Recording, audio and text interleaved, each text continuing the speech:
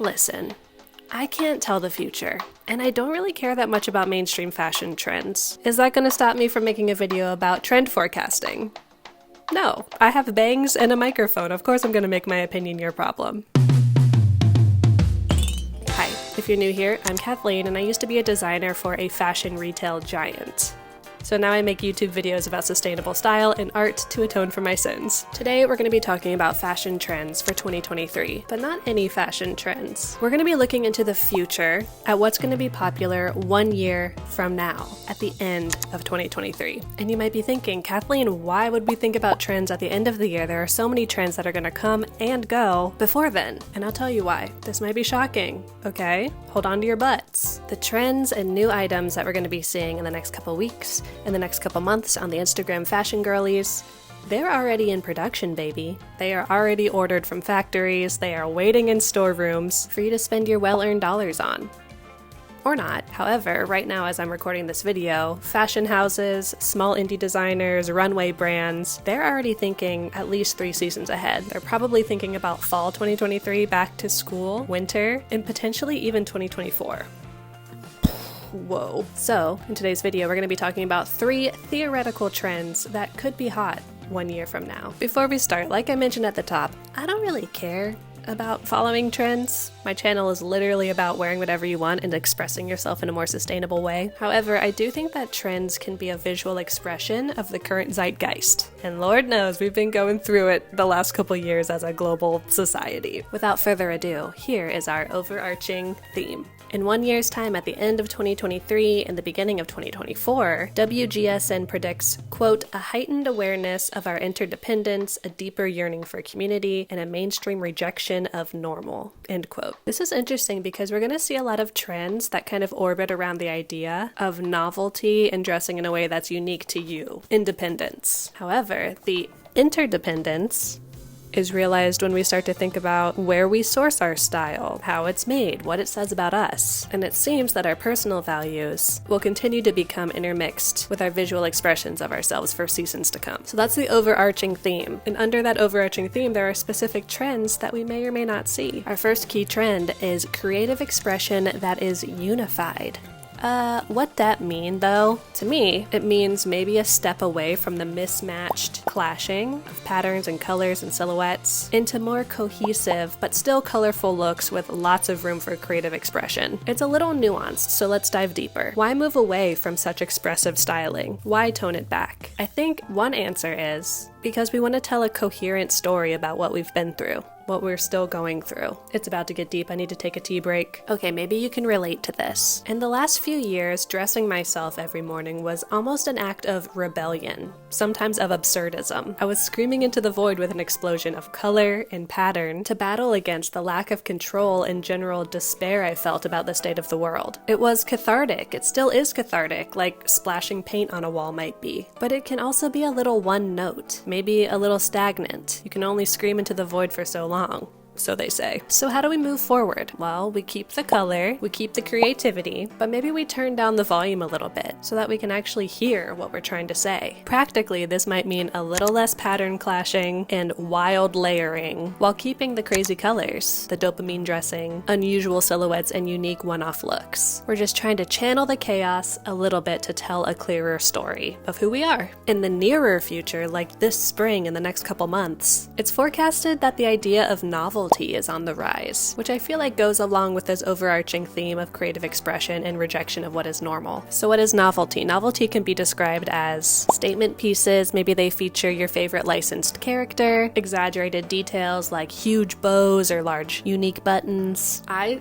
personally love novelty items. I want my whole wardrobe to be filled with them because I feel like it helps me in my quest to becoming a cartoon character, or at least dressing like one. So here's the interesting thing about novelty pieces. Typically, larger brands will only sprinkle a few novelty pieces into their collections because one, specifically in the West, they don't seem to have a large mass appeal, and two, they're more expensive to produce with unique details that need to be custom designed and fabricated. TLDR, not as many people like them, and they're more expensive to make. Not capitalism's favorite combination. And novelty is so interesting because it could go one of 2 ways, or maybe both of 2 ways. Either fast fashion will become even faster with smaller runs of more items. And this is the bad ending. We do not want this. Or on the flip side, the good ending is that consumers, us, we would be able to support artisans and small boutiques as they release their small, unique collections. That can be price prohibitive, but along the same lines, it could be that consumers would also find value in vintage and secondhand pieces, simply due to the fact that every item would be different and has novelty baked into it. It's personally one of the main reasons that I choose vintage and secondhand for myself. I hate being like other girls, what can I say? We can take this even a step further with folks becoming more interested in crafting their own wardrobes. And I personally think that this is a really cool opportunity for pattern makers out there because they can provide a base pattern option with novelty choices, like adding details like ruching or different sleeve options. And then the consumer can make whatever they want with it, something that feels good to them. I mean, proof is in the pudding. Trend analysis from WGSN lines up here and goes even further into the future, saying that even as far as 2024, quote, people will find unity in diversity, leading to democratized designs, people-powered initiatives, and values-driven marketplaces. And hopefully this would bleed over into the idea of extended size ranges as well. So we were talking about novelty pieces. We kind of got off the rails there. My bad, I got excited.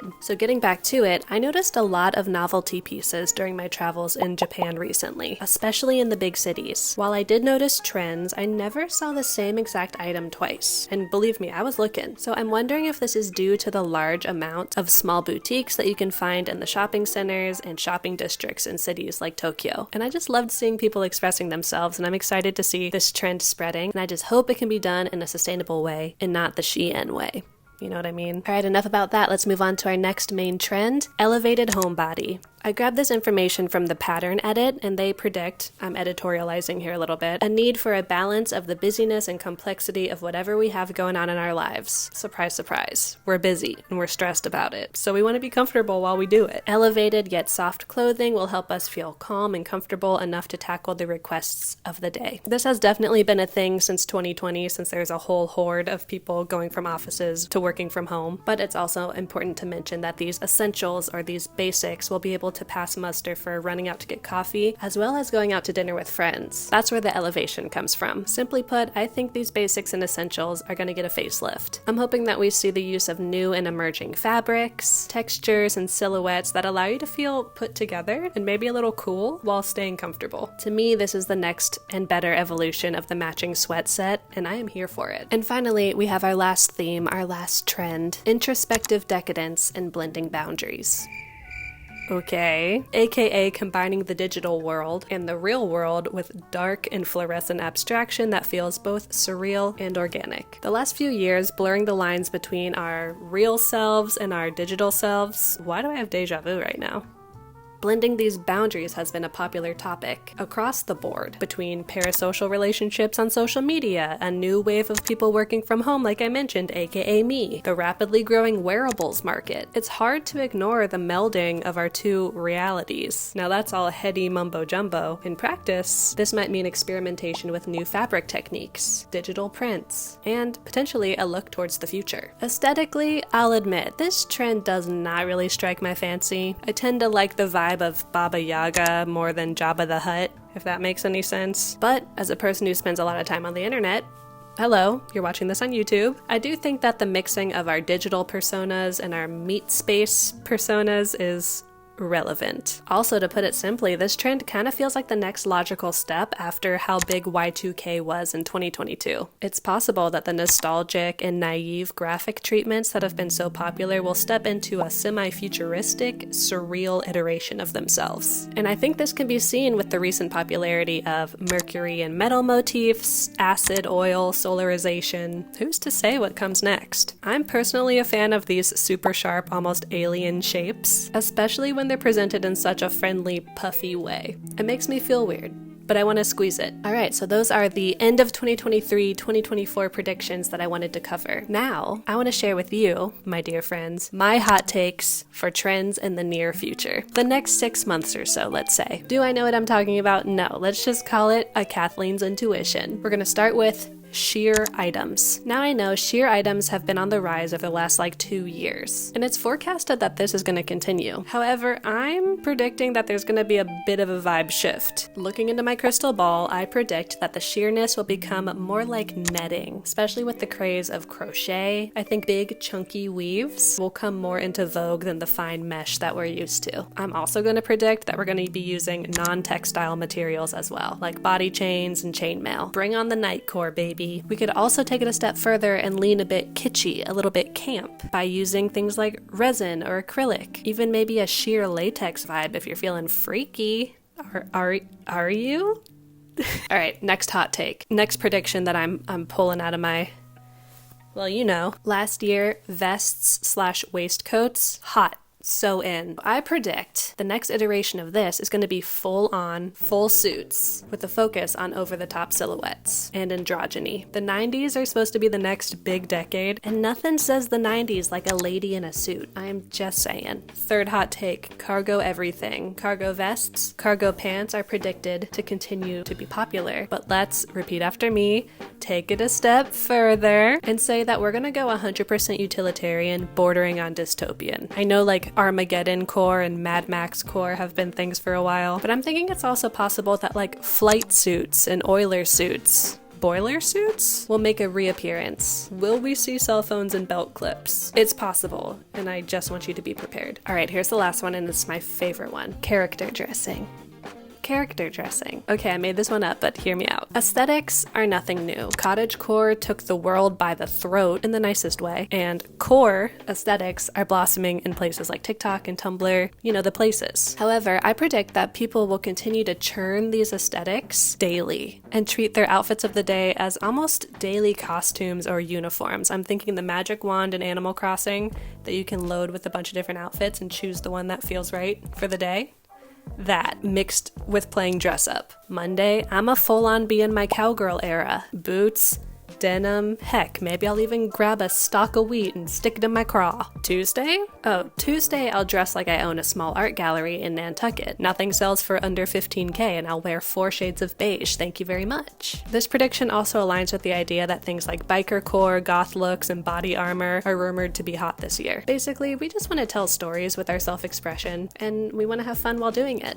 It's simple, really. At the end of the day, this has all been a theory. A trend theory. And I'm curious, did any of these trends or ideas pique your interest? Do you think it's all bogus? I kind of do, but like in a fun way. Do you have a dog? What's their name? These are all things I want to know in the comments down below. And since we've done so many predictions during this video, I'm predicting that if you like this video, you'll subscribe and hit the like button. I post new thrifty/artsy videos every week, and if you'd like to watch another one, I have a thrifting playlist of over 60 videos that can keep you going for the time being. With that, I'll get out of here. Don't forget, I love you, you stinky baby, and goodbye.